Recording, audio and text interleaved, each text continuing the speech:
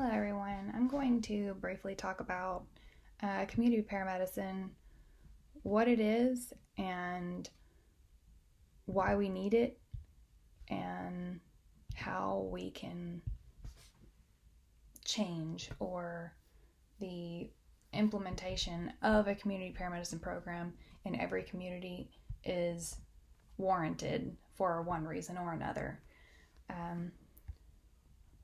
First of all, after researching several articles, the big thing is a needs assessment and what individual communities need to improve their community, the healthcare, health education, safety education, and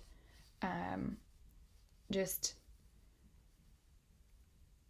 overall awareness of the use of emergency medical services and what an emergency is or is not, and it's the needs assessment for each community is combined with the expanded scope of practice for paramedics as medical health professionals. The expanding of the paramedic scope of practice would entail a educational program that would be X amount of time, just to kind of explain the difference and what you can do as community paramedic depending on where you are implementing in a program for your community. The expansion of this scope for the paramedic is not just to glorify the paramedic position. It is really for the needs of the community and for our pockets. The Medicare, the Centers for Medicare and Medicaid Services, there's been a study on how giving paramedics the opportunity or flexibility to transport patients to a facility besides the emergency room, because right now if you call 911, we have to take you to the ER or not take you anywhere. That's literally written and very clear. When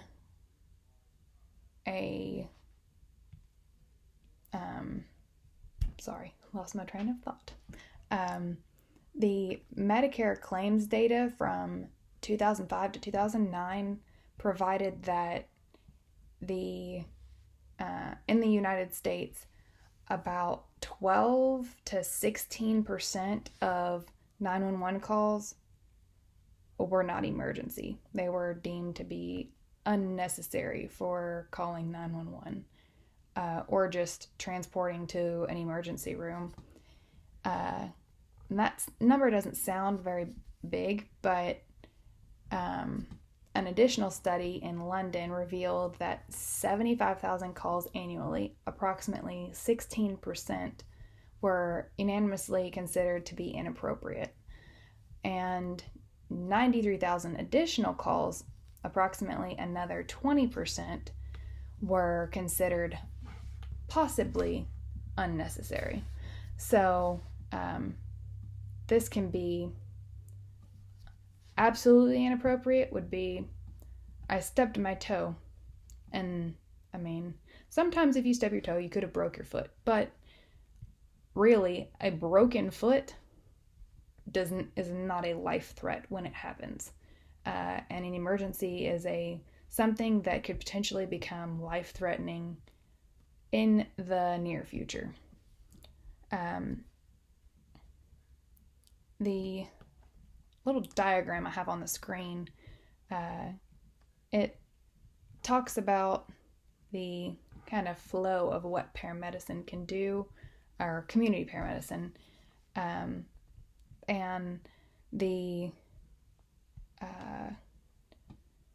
continuum of care through, say, a person with a chronic illness, we'll say COPD. We get a lot of those.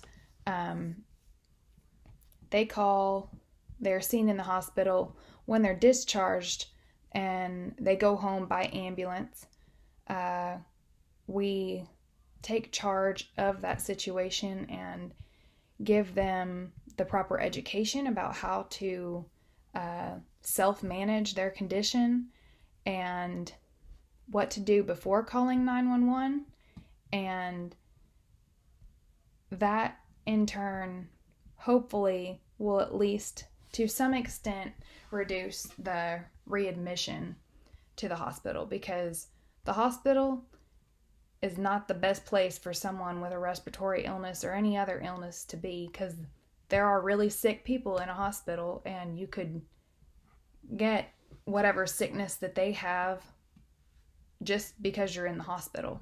So that being said,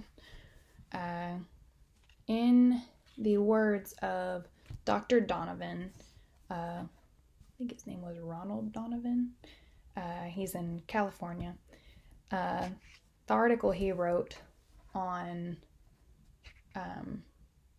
the GEMS website, Journal of Emergency Medical Services, he wrote that, nevertheless, if we are not part of the solution, we are part of the problem. So this whole talk was about how to become part of the solution and the need for a solution, more or less. Thank you for watching, and this next slide I'll leave up here for a few seconds is some references of the sources where I got this brief set of information. It's worth the research. You'll find lots of information. Thank you.